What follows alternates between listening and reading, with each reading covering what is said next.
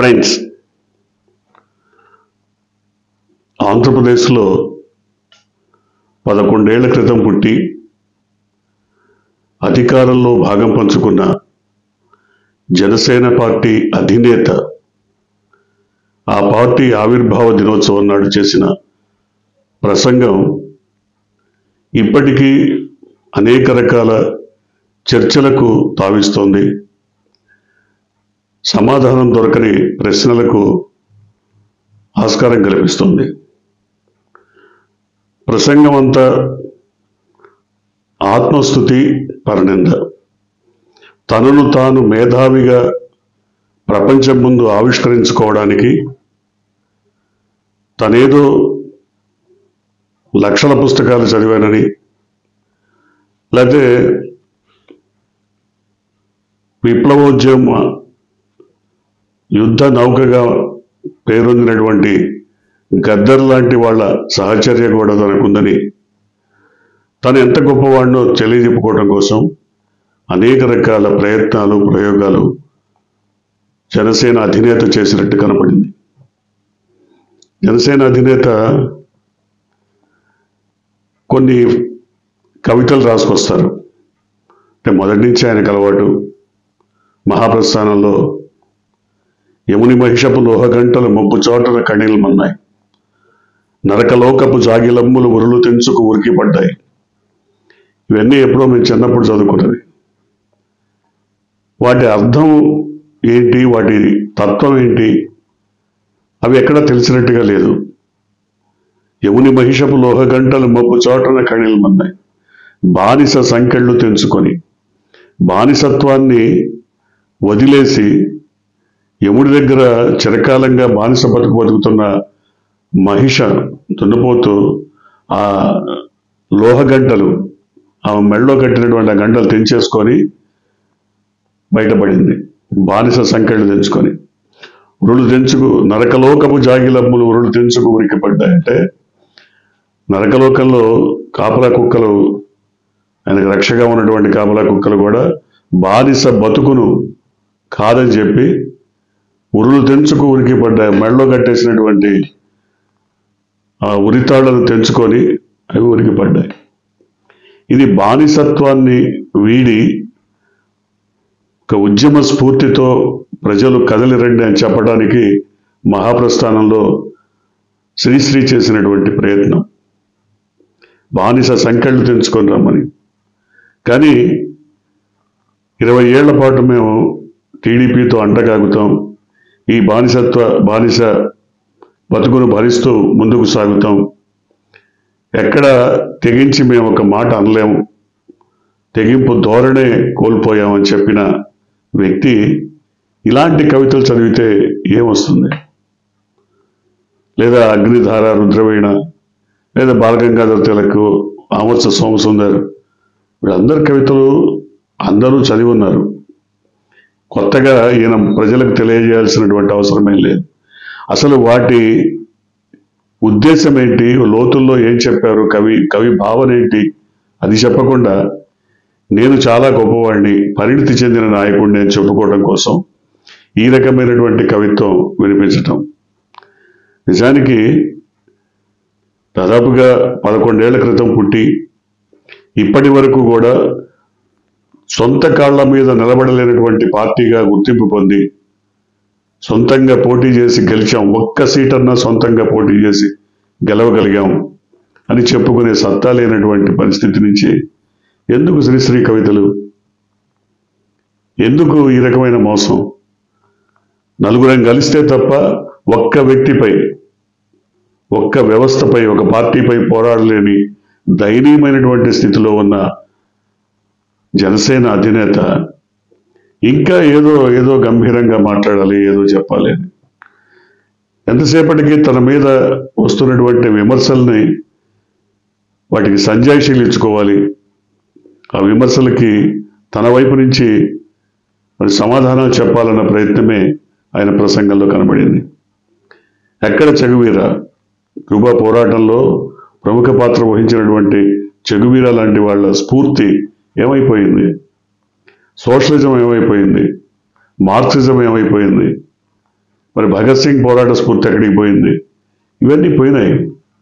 ఇప్పుడు 25 ఏళ్ల పాటు 20 ఏళ్ల పాటు మీ పంచన పడి ఉంటాం అనే చెప్పే అసెంబ్లీ సాక్షిగా చెప్పేటువంటి స్థితికి వచ్చారు. ఏమైపోయింది పోరాట స్ఫూర్తి? ఆయన ఏమంటారు? ఎంజే అక్బర్ లాంటి జర్నలిస్టు, సీనియర్ జర్నలిస్టు, ఆయన సోషలిస్టుగా ఉండి కమ్యూనిస్టు భావాలకు అంకితమైనటువంటి వ్యక్తి చివరికి బీజేపీ వాదిగా మారిపోలేదా అంటారు. చాలా ఉంటాయి. ప్రపంచంలో అనేక మంది అనేక రకాల తమ భావాలను చంపుకొని పర్వర్టెడ్ మైండ్తో రకరకాలుగా మారిపోయినటువంటివి ఎన్నో ఉంటాయి. వాటిని ఉదాహరణగా తీసుకోకూడదు కదా. చివరి క్షణం వరకు పోరాట స్ఫూర్తిని పంచినటువంటి వాళ్ళ కథలను, వాళ్ళ గాథలను, పోరాటంను స్ఫూర్తిగా తీసుకోవాలి.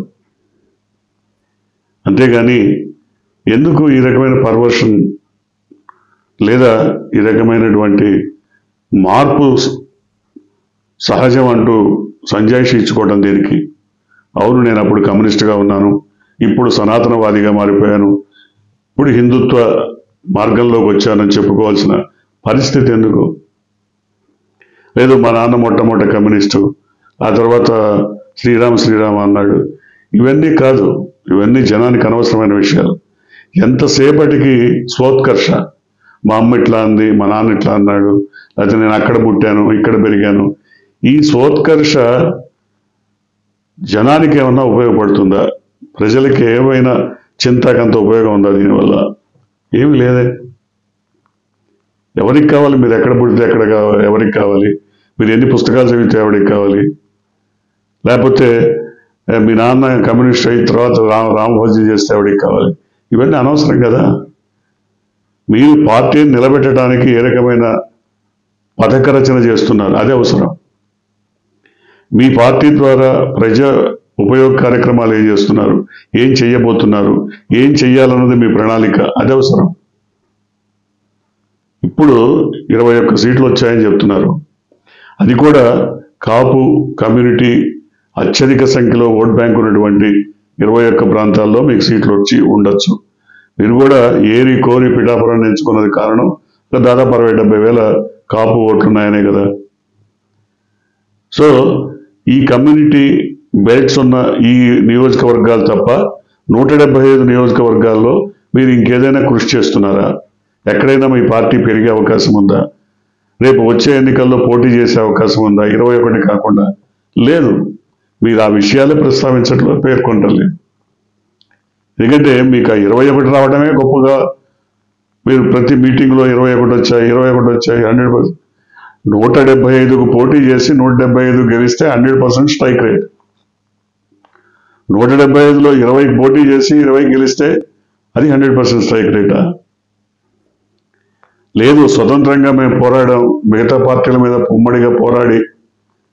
ఉమ్మడిగా ఎన్ని పార్టీలు వచ్చినా వాటి మీద పోరాడి సింగిల్గా కాలు దగ్గరేసి గెలిచానంటే అది పోరాట స్ఫూర్తి, అది హీరోయిజం.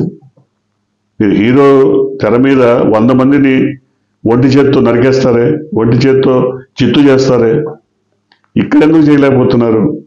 రాజకీయాల్లో తెలుగుదేశం ఉంటే తప్ప మీ మనుగడ లేదు, బీజేపీతో అంటగాగితే తప్ప మనుగడ లేదు. అంతేకాదు, ఇవాళ మీరు ఏం చెప్పదలుచుకున్నారు? పూర్తిగా నేను హిందూ ధర్మం వైపు, హిందుత్వం వైపు, కాషాయం వైపు మొగ్గు చూపడమే కాదు, అంటగాగుతాను, జంటగా నడుస్తానని చెప్పదలుచుకున్నారు, అంతే కదా. లేదు, మరికొంతకాలమైన తర్వాత అసలు ఆ పార్టీలో కలిసిపోవటమో, ఆ పార్టీకి అనుబంధ సంఘంగా మారిపోవటమో జరుగుతుంది, అంతే కదా చెప్పదలుచుకుంది. అక్కడో గోత్రాలు అల్లర్లు జరిగాయి, అక్కడేదో ఊచకోత నరమేధం జరిగింది. ఇవన్నీ ప్రస్తావించాల్సినటువంటి విషయాలు కాదు, ఎప్పుడో జరిగాయి, దశాబ్దాల క్రితం జరిగిపోయినాయి. వాటి గురించి ఇప్పుడు ఎందుకు ప్రస్తావన? లేదు, తెలంగాణలోని హైదరాబాద్కు చెందినటువంటి ఒక నాయకుడు, మనకందరికీ తెలుసు, అక్బరుద్దీన్ ఓవైసీ. ఆయన ఒక్క పావుగంట మీరు పోలీసులు, సైన్యం, మిలిటరీ కళ్ళు మూసుకుంటే మేము ఏదో చేస్తామన్న ఒక సంధి ప్రేలాపన వినిపించారు. దాని తర్వాత ఆయన రిగ్రెట్ అయి ఉండొచ్చు. ఆయన కూడా అనకుండా ఉండాల్సిందని అని భావించి ఉండొచ్చు. కానీ అట్లాంటి ప్రస్తావన అవసరమా? ఇట్లాంటి ప్రస్తావనల వల్ల ముస్లింల మనోభావాలు దెబ్బతినవా? గోత్రాలని కానీ, అక్బరుద్దీన్ ఓవైసీ ప్రస్తావన కానీ, ఇలాంటి వాటి వల్ల మరి ఆ మతం వాళ్ళ మనోభావాలు దెబ్బతినవా? మీకు కేవలం కాపులు ఓట్లేస్తేనే మీరు గెలిచారా? సనాతన హిందూ ధర్మం ప్రకారం రేపొద్దున మీరు దానికి కట్టుబడి ఉండి ఆ హిందూ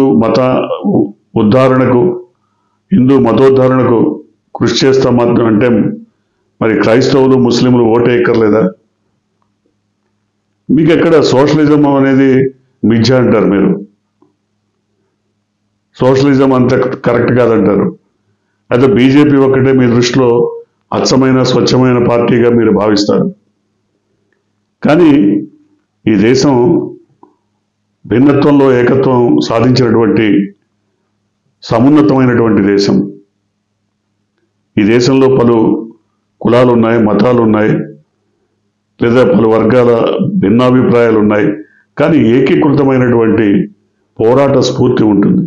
దాన్ని దెబ్బతీసేలా మీరు మాట్లాడుతున్నారు. మీరు భాష గురించి కూడా మాట్లాడారు.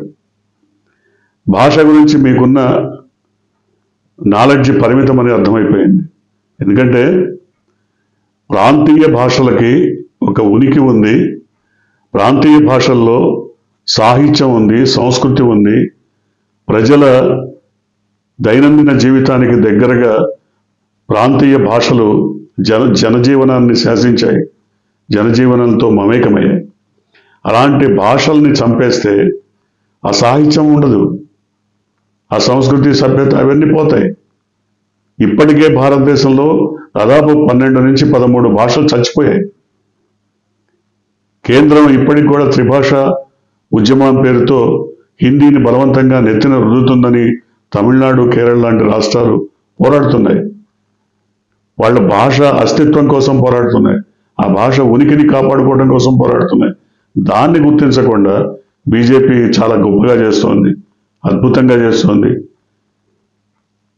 బీజేపీ నిజమే హిందీని బలవంతంగా నెత్తిన రుద్దుతోంది, కానీ ప్రాంతీయ భాషలు చనిపోతాయే, కనుమరుగైపోతాయే.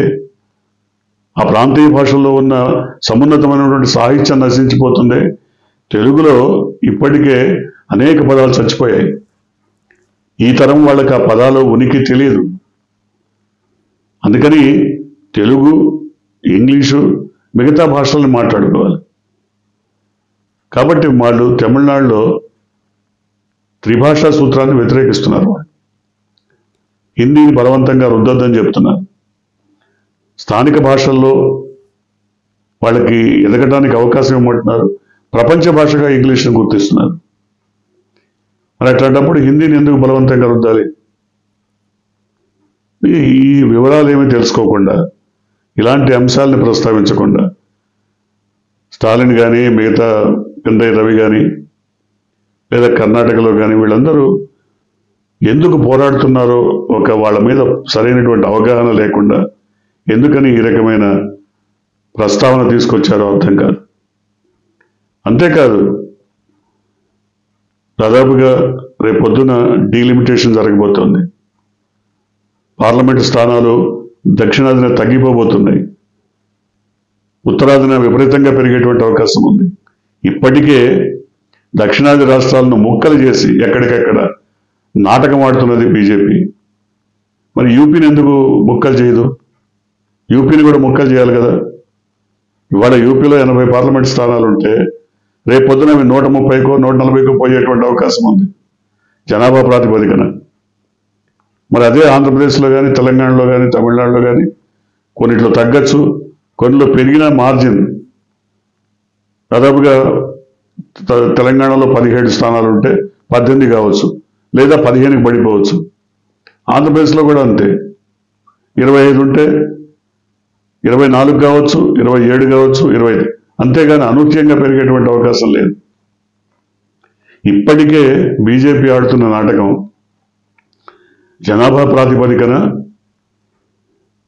బడ్జెట్ కేటాయింపులు జరుపుతున్నామని చెప్తున్నారు, లేదా ఆర్థిక కేటాయింపులన్నీ కూడా జనాభా ప్రాతిపదికన జరుపుతున్నామని చెప్తున్నారు. ఆ లెక్కన చూస్తే దక్షిణాది రాష్ట్రాలు ఘోరంగా నష్టపోతున్నాయి. ఒక ఫ్యామిలీ ప్లానింగ్ని, కుటుంబ నియంత్రణని పాటించినటువంటివి దక్షిణాది రాష్ట్రాలు. బర్త్ రేట్ తగ్గిపోయినటువంటిది దక్షిణాది రాష్ట్రాల్లో. ఉత్తరాది రాష్ట్రాల్లో విపరీతమైన జనాభా పెరుగుదల ఉంది. మరి జనాభా పెరుగుదల ప్రాతిపదికన గనక కేటాయింపులు జరుపుతూ పోతే ఇక్కడ ఏదైతే దక్షిణాది రాష్ట్రాల్లో వచ్చేటువంటి సంపద ఏదైతే ఉందో అది మొత్తం ట్యాక్సుల రూపేణ కొల్లగొట్టేటువంటి కేంద్ర ప్రభుత్వం జనాభా ప్రాతిపదికన కేటాయింపులు జరిపితే బీహార్కో, ఉత్తరప్రదేశ్కో లేదా మరో గుజరాత్కో వెళ్ళిపోయేటువంటి పరిస్థితి. మరి గుజరాత్ను కూడా ముక్కలు చేయాలి కదా, మహారాష్ట్రను కూడా ముక్కలు చేయాలి కదా, ఎందుకని చేయటం లేదు? సో ఏ రకంగా చూసినా వివక్ష కొనసాగుతున్నదన్న విషయం ప్రజలందరికీ తెలిసినా మీకెందుకు తెలియటం లేదు? కేటాయింపుల్లో ఇప్పటికే మనం ఒక 100 రూపాయలు ట్యాక్స్ కడితే 30 రూపాయలు 35 రూపాయలు దక్షిణాది రాష్ట్రాలకు వస్తున్నాయి. మరి అదే ఉత్తరాదిలో ఉన్నటువంటి రాష్ట్రాలకు 100 రూపాయలు వాళ్ళు ట్యాక్స్ కడితే 150 రూపాయలు 160 రూపాయలు వస్తున్నాయి.